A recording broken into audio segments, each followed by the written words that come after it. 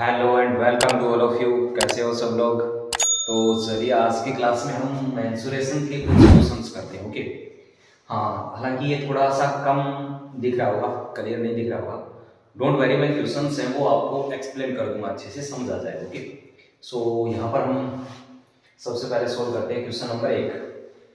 Question क्या है कि एक आयत है और उसकी लंबाई में 40% की वृद्धि कर दी तो उसके क्षेत्रफल पे क्या इफेक्ट पड़ेगा। ओके। तो देखो लंबाई में क्या क्या है, 40% की वृद्धि। अब देखो लंबाई या चौड़ाई किसी एक में वृद्धि या कमी करते हैं ना, तो क्षेत्रफल पर वही इफेक्ट पड़ता है, डायरेक्ट आंसर हो जाता है। यानी हाँ, हम कह सकते हैं कि क्षेत्रफल होगा वो 40% से बढ़ जाएगा। ओके। अच्छा, कैसे हुआ इसको समझने के लिए आप ऐसे समझ सकते हो या सोल्व ही करना चाहते हो। आप क्या करो, 10-10 मान लो, दोनों लंबाई और चौड़ाई। तो पहले क्षेत्रफल क्या हो गया, 100। ठीक है। अब क्या क्या है, लंबाई में 40% की वृद्धि, तो 10 का 40 निकालोगे परसेंट तो वो 4 आ जाएगा। तो ओवरऑल नई लंबाई हो जाएगी 14 और चौड़ाई सेम है। सो नया क्षेत्रफल क्या आ गया, 140। और पहले कितना था, 100। तो ओवरऑल क्या हुआ है, 40% की वृद्धि हुई है। वो आप डायरेक्ट बता सकते थे। ओके।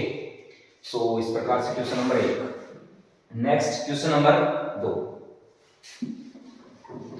क्वेश्चन 2 में लिखा है कि आयत की भुजाएं वो 5:4 है और उसका जो क्षेत्रफल है वो क्या है, 500 मीटर स्क्वायर। तो भुजाएं 5:4 में, इसका मतलब एक भुजा तो हमने बोल दी 5x और दूसरी बोल दी 4x। यानी ये तो हो गई लंबाई, ये हो गई चौड़ाई।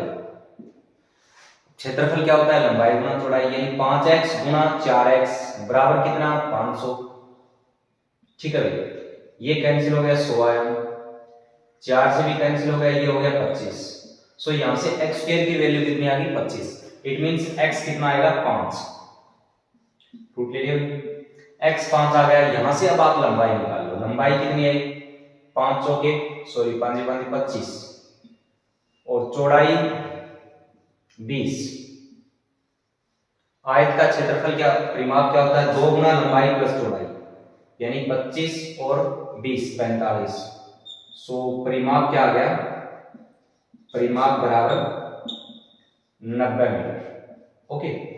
सो यही आंसर है। नेक्स्ट क्वेश्चन नंबर 3 में क्या है, वृत्त का क्षेत्रफल परिधि का 7 गुना है। तो बताना क्या है, परिधि बतानी। तो जो दे रखा है बोलिए, तो वृत्त का क्षेत्रफल, तो क्षेत्रफल का फॉर्मूला क्या होता है, पाई आर स्क्वायर। तो ये तो हमने लिख दिया पाई आर स्क्वायर। ये क्या है, परिधि का 7 गुना, यानी 7 गुना ऑफ किसका, परिधि का। परिधि 2 पाई आर। पढ़ो इसको, वृत्त का क्षेत्रफल परिधि का 7 गुना है।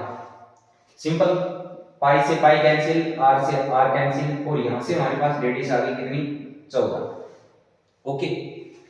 अब निकाल सकते हैं, क्या पूछा है, परिधि पूछी है। परिधि क्या होती है, 2 पाई आर। परिधि बराबर 2 pi R. 2 into 22/7 into R, R 14, 7 दूनी 14, 22 दूनी 44 दूनी 88 unit. Okay, simple. Next question number 4 में क्या लिखा है, आयत की लंबाई में 20% की कमी की है। यानी लंबाई में तो 20% की कमी है और चौड़ाई में 30% की वृद्धि है। अब बताया था आपको क्या कि 10-10 मान लो पहले। हालांकि वर्ग लगता है कि 10 ही लंबाई है 10 चौड़ाई है तो वर्ग हो गया, आयत कैसे हो, बट चलेगा, सवाल हो जाएगा नंबर। ओके। सो यहां से आ गया 100। अब नए क्षेत्रफल के लिए लंबाई में 20% की कमी, तो लंबाई क्या हो जाएगी, 10 से 8 हो जाएगी। 20% की कमी, 2 कम हो गई। और चौड़ाई 10 से 30% की वृद्धि का मतलब 10 का 30% 3, तो नई जो चौड़ाई है वो 13 हो जाएगी। और रिजल्ट क्या आ जाएगा, इसको मल्टीप्लाई किया जाएगा 104। यानी क्षेत्रफल है वो पहले 100 था, अब 104 हो गया। सिंपल, हम कह सकते हैं 4% की क्या होगी, वृद्धि होगी। सो यही आंसर हो जाएगा। Next question number 5।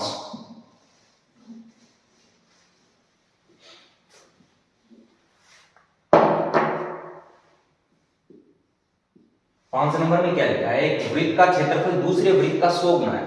जो दे रखा है एक वृत्त का क्षेत्रफल, ये रहा एक वृत्त, पाई आर 1 स्क्वायर, और दूसरे वृत्त का क्या है, इसका क्षेत्रफल 100 गुना, 100 गुना दूसरे वृत्त का क्षेत्रफल लिख दो पाई r2 स्क्वायर। सिंपल, जो दे रखा था वो लिख दिया। उसके बाद में जो पूछा है वो बात करो क्या है। ये कह रहा है कि कहां गया यार सवाल, 100 गुना है तो उनकी परिधि का अनुपात, यानी पाई r1 परिधि क्या होती है 2 पाई r1 सॉरी अपॉन 2 पाई r1, इसकी वैल्यू फाइंड करनी है।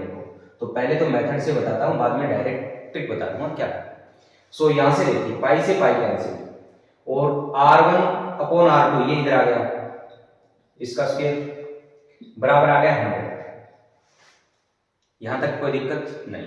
अब देखो यहां से अपने को ये रिजल्ट निकालना है, इसमें से ये 2 पाई से 2 पाई कैंसिल, कहने का मतलब है r1 अपॉन r2 का रेस, r1 अपॉन r2 की वैल्यू बता दी, यही रिजल्ट हो जाएगा परिधि का अनुपात।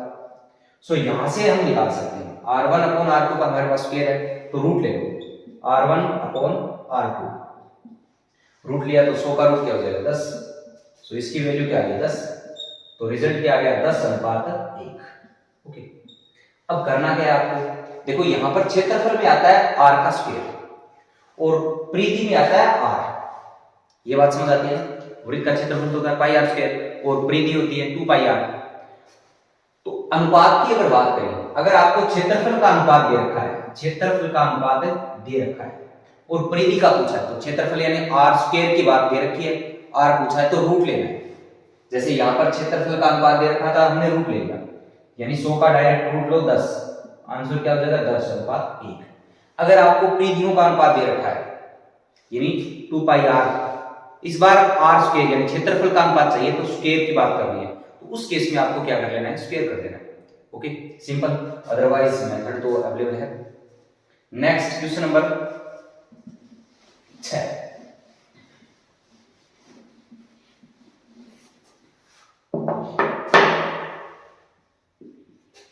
में क्या है, एक वृत्त का क्षेत्रफल एक वर्ग के क्षेत्रफल के बराबर है। वृत्त का क्षेत्रफल क्या होता है पाई r स्क्वायर, और वर्ग का क्षेत्रफल भुजा का स्क्वायर बराबर है स्क्वायर। ऐसा हमें दे रखा है, पूछा गया है वृत्त की परिधि और वर्ग के परिमाप का अनुपात। वृत्त की परिधि बोले तो 2 पाई r अपॉन में वृत्त का परिमाप 4 गुना भुजा, इसकी वैल्यू हमें चाहिए, ये हमें दे रखा है, ये चाहिए।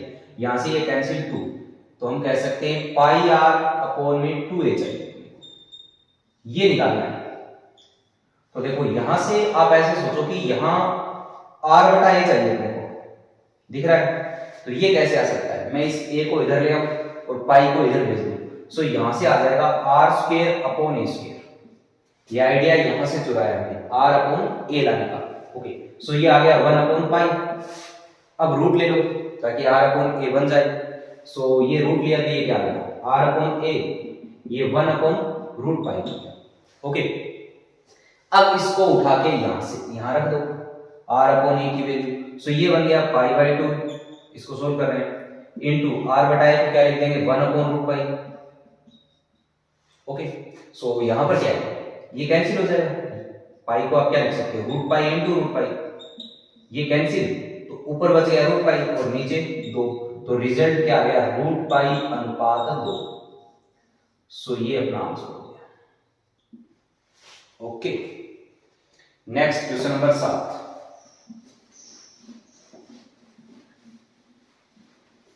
सात नंबर क्वेश्चन क्या है कि एक समबाहु त्रिभुज के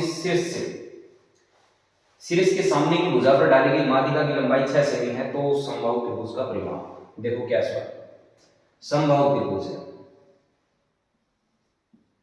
ये, और ये जो लेंथ है माध्यिका वाली ये है 6 सेमी। देखो समबाहु त्रिभुज में यही तो माध्यिका होती है, यही शीर्ष लंब होता है। ओके, सो यहां पर इसको हम ऊंचाई बोल सकते हैं, और भुजा और ऊंचाई में एक रिलेशन है। एक्चुअल में हमें यहां क्या करना है, परिमाप निकालना है, और परिमाप यानी कि हमें साइड मिल जाएगी। भुजा अगर निकालने में तो परिमाप आ जाएगा, 3 गुना भुजा होता है समबाहु त्रिभुज में, या ऐसे समझो तीनों को जोड़ दिया। सो ऐसा करने के लिए अपने को भुजा चाहिए, और रिलेशन क्या है यहां पर, भुजा बराबर 2/√3 इनटू ऊंचाई। ओके, सो इस रिलेशन को हम काम में ले लें, यहां से बात बन जाएगी a बराबर 2/√3 इंटू 6। ओके, अच्छा थोड़ा सिंपल फॉर्म में लिखें, इसको मैं क्या लिख सकता हूं, इस 6 को सोल्व कर रहे हैं, मतलब 2 इंटू 3 लिखा, सो 1√3 कैंसिल और ये आ गया √3। ठीक है, तो a बराबर आ गया 4√3। अब परिमाप निकाल देंगे इजीली, परिमाप बराबर 3, तीनों को जोड़ दिया, so 3 and a is 4√3, so result आ गया 12√3।